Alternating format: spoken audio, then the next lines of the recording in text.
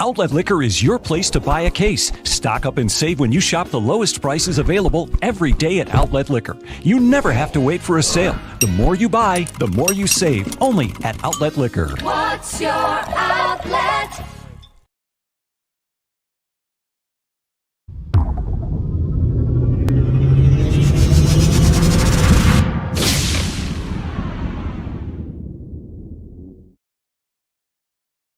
Folks, welcome to episode 3 of Where the Buffalo Roam. I am producer Steve, and I'm here to talk picks, prospects, and all of the young players that are going to make the Buffalo Sabres truly great again.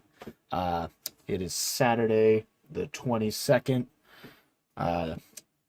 Just fresh off a big W at home against the Philadelphia Flyers, the Rasmus Ristolainen revenge game where he did get a goal. He got that first one. He beat Hauser 5-hole. Hauser got a good piece of it, but not enough of it. Rasmus would get his second goal of the year against us. But no one really cared about that after a certain amount of time because we had 3 separate players with 2 goals apiece for the first time since 2008 against the Lightning. And that was Jeff Skinner, Tage Thompson, and most notably, as we all saw, Peyton Krebs. Peyton Krebs gets his first NHL goal, deflection off a clapper from Yoki Haru. Not the prettiest way to score your first NHL career goal, but, they don't ask how, they ask how many.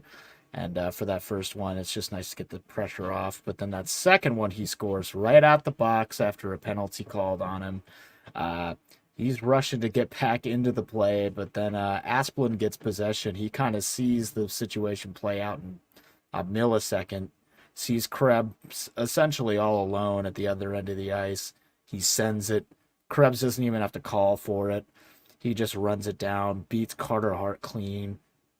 Picture perfect Sally, like he's just a pure goal scorer, even though he admits, even in his post game, that he's just a playmaker. And Peyton Krebs, 2 goals, his first 2 NHL goals here with Buffalo. Jeff Skinner, I think that was his 16th goal of the season with that one. Tage Thompson with 2 again. That is multiple 2-goal nights for Jeff Skinner this year after basically being invisible last year under the tutelage of Ralph Krueger.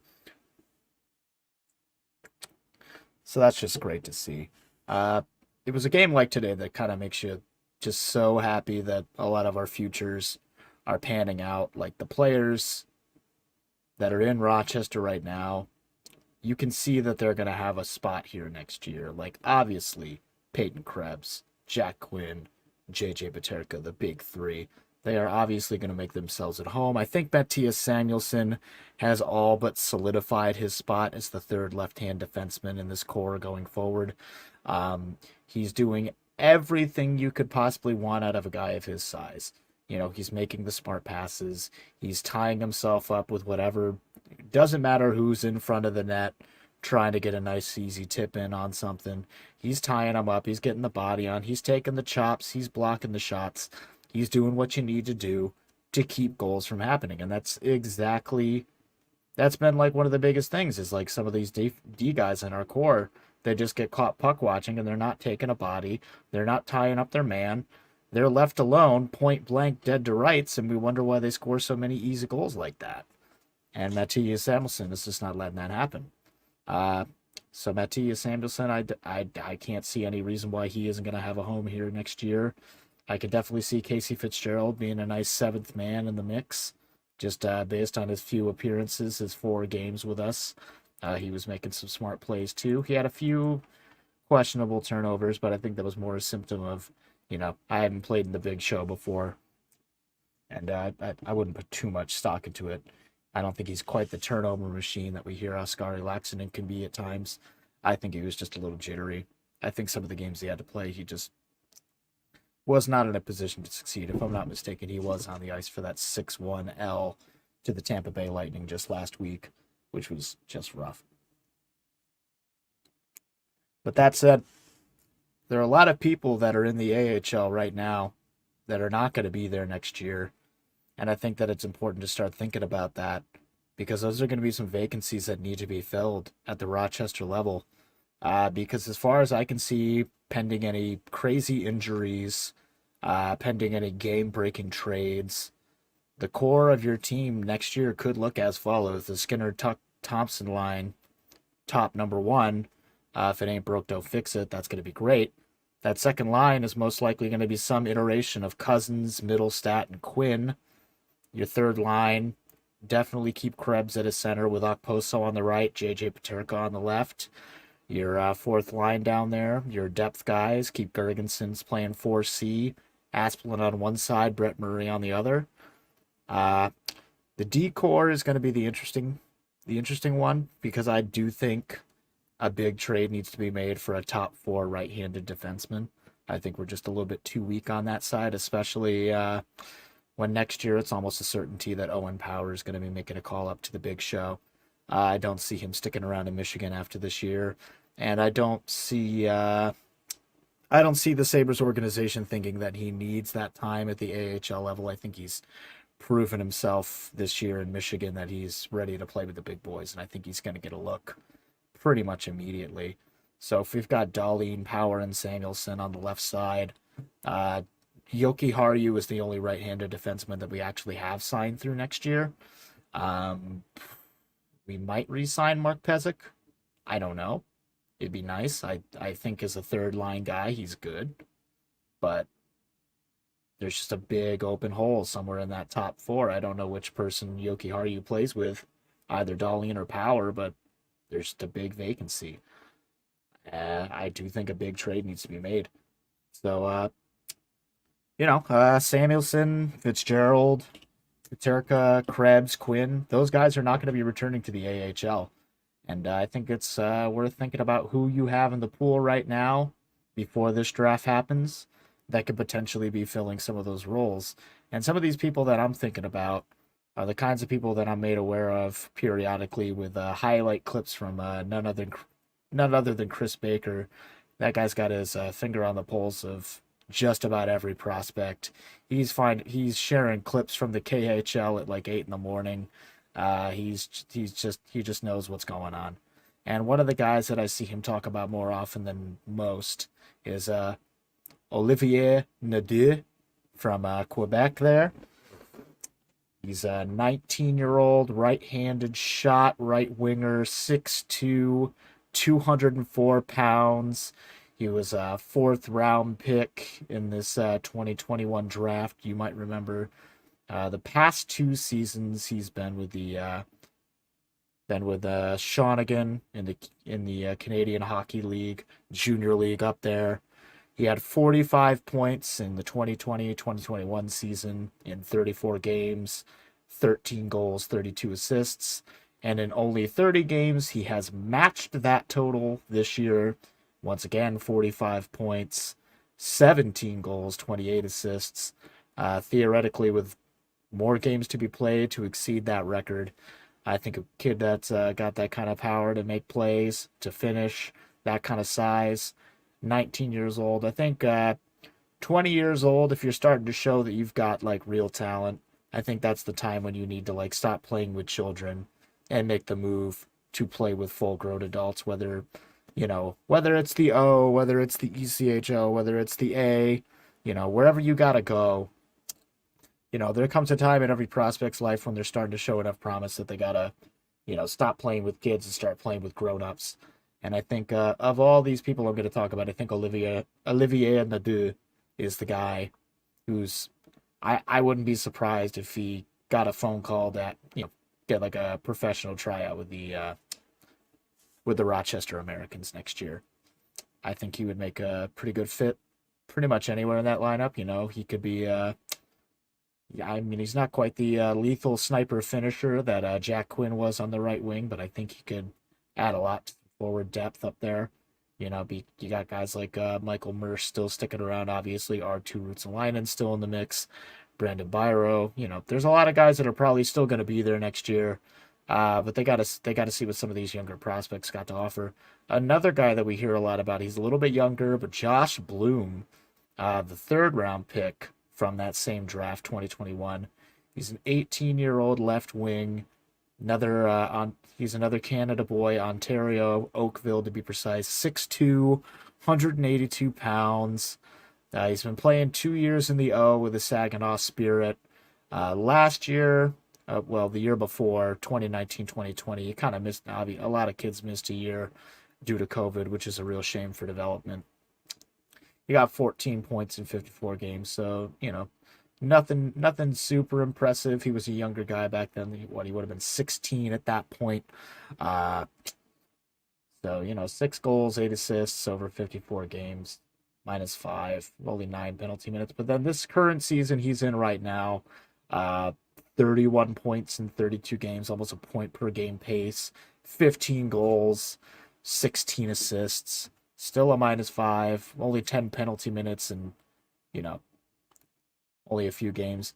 Josh Bloom is one of those middle picks. A lot of guys didn't know too much about him, but I think that he could be a pretty good addition. He might be a little bit too young. He might want one more year in the O. It's tough to say, but you're starting to see the guy produce. Starting to see him put up some big numbers. I don't know if that's just the hype of having just been drafted by a team in the National Hockey League that now he's like trying to get those show me numbers up to get a call up to that next level. But I do hope it happens. Another guy worth talking about, Tyson Kozak. Same draft year, 2021. We got a lot of interesting picks that are already starting to be pretty promising. This guy was 7th round, the 193rd pick overall. Another Canadian boy, 5'11", 173, so a little bit on the smaller side, but a 19-year-old left-hand shot, plays center. You could never have too many centers. He's playing in the WHL, Portland Winterhawks. He's been playing with them for the past 3 years now, 4 years now, actually, excuse me. Didn't make much happen in his very first season. He only had 5 games. Didn't get any points out of it. But then the very following season, 2019-2020, 29 points in 63 games, 13 goals, 16 assists, a plus-minus of +27. So the kid is definitely on the ice making things happen when it counts. Last year, it looks like he might have been cut short must have been due to injury because he only played about 18 games. But even in those 18 games, he got 11 points, 3 goals, 8 assists, -2 on the year. So a little bit less than stellar than the year before. But again, it sounds like, I'd have to dig a little deeper into it, but he must have been working through some kind of injury that took him out for the majority of the season. And then currently this year, Portland Winterhawks numbers, 36 games, 36 points, exactly a point per game right now, 17 goals, 19 assists, +7, 23 penalty minutes, not too bad, young guys, they'll take some penalties from time to time. So yeah, a little bit smaller, but then again, we got a lot of guys in our prospect pool that are on the small side, and kids like JJ Peterka and our 2 roots in the line, and Peyton, Krebs, Jack Quinn. They're not like the biggest customers, but they're proven to you that they can play the game with the big boys. And I think that Tyson Kozak could potentially be one of those like late round picks. He might just turn out to be a really good depth guy. It's tough to say, but at least at the WHL level, he's finding a lot of success real young. It's good to see. One of the guys that I think is that's more of an obvious choice, but he's a defenseman. We keep forgetting about him just because in this current year, we just drafted Owen Power, so it's kind of hard to think about any other left-handed defenseman when you've already got Dahlin and Power. But 2 years ago, I think one of the final pieces of the accursed Ryan O'Reilly trade was the first-round pick in 2019, where we scooped up Ryan Johnson. He has currently been playing for the University of Minnesota. He has been playing for them for the past 3 years. He looks like he's playing more of a no-bull, defensive style defense. He's not a big point getter. He's not a big playmaker. But across the board, his plus-minus has just always been pretty stellar. With the Sioux Falls Stampede in 2018, plus-minus at +24. 2020, 2021, 4 points in the World Juniors. Very good USA team. +5 in that one. The past season with the University of Minnesota, he's got 14 points in 27 games, 2 goals, 12 assists, Pretty common for the defenseman to get way more assists than goals, obviously. Uh, and then this current season with the University of Minnesota, 12 points in 23 games, so he's pretty close to reaching last year's numbers. 2 goals, 10 assists, a plus minus a plus 7. Last year, of course, was a plus minus a plus 15. So you could definitely see this kid trying to fill the void that Matthias Samuelsson leaves behind. Keep that D-core strong in Rochester. And again, as he's a junior with the University of Minnesota, it's going to start to beg the question, do you want to finish your senior year with the team? Do you want to finish your studies with the University of Minnesota? Or do you want to finally get a call to the big show? Because of these people, he is the oldest on that list, as he's a 2019 draft pick. He is 20 as of right now. He will be 21 by this summer, birthday in July. He's the only American that I've talked about on this list. But, these are questions that the Rochester Americans are going to have to ask themselves, as a lot of the stellar people that are making them contenders for the Calder Cup are more likely than not walking out the door to the big show. And barring any major busts, it's very likely you do not see them again. I don't see a guy like Jack Quinn or Peyton Krebs or JJ Peterka having to make the walk back home. But, thankfully for the Americans, it's more likely than not that at the very least one, if not both, Devin Levi, Eric Portillo, got to start thinking about the next move. I mean, Devin Levi's just had an absurd season. Just so many shutouts. Unplug the other team's controller kind of save percentage. Just, irresponsible.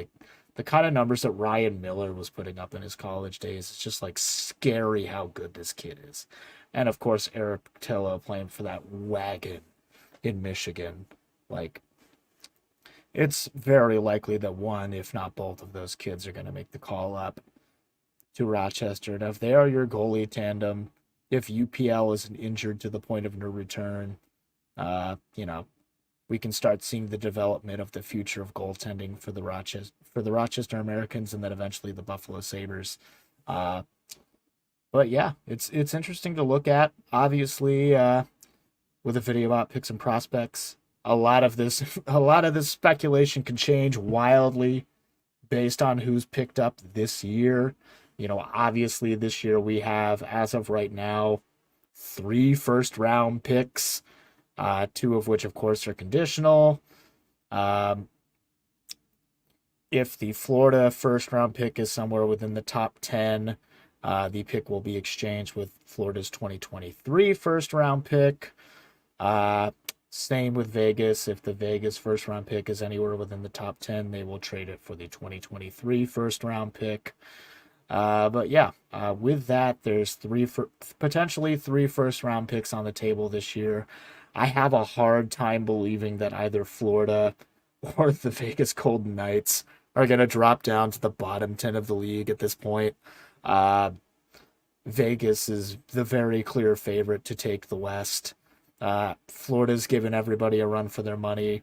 I honestly really hope that they can upset the Tampa Bay Lightning. I think that would be a wonderful story for a team like the Florida Panthers to finally make it out of a playoff round and just upset everybody by putting the back-to-back Stanley Cup champions down a peg and showing which Florida team wants to take some dominance in this league.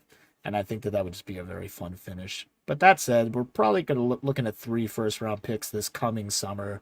So any one of those 3 kids could potentially be someone that can slot right into Rochester immediately, or they're going to the college level. It's really tough to say. It's impossible to know for sure, but it's going to be a wild ride. But as of right now, Buffalo isn't looking at the number 1 unless they wildly win the draft lottery with a fraction of a percentage chance. Probably more like 5 or 6 at this point, unless we tank super hard just to try to win Shane Wright. I don't know, but it's going to be an interesting offseason. I hope that there's a big trade for a right-handed defenseman. I hope it goes down. I hope a lot of these people who have expiring contracts, I hope at the trade deadline, teams looking for depth, can offer us even more picks. offer, even if they're later round picks. I think these next 2 years of draft class are just going to be just absolutely irresponsible. Like 2023 in particular is just looking absurd. And of course we do have 3 second-round picks in the 2023 draft. So it's just really fun to think about who's coming through, who's gonna hit, who's gonna bust.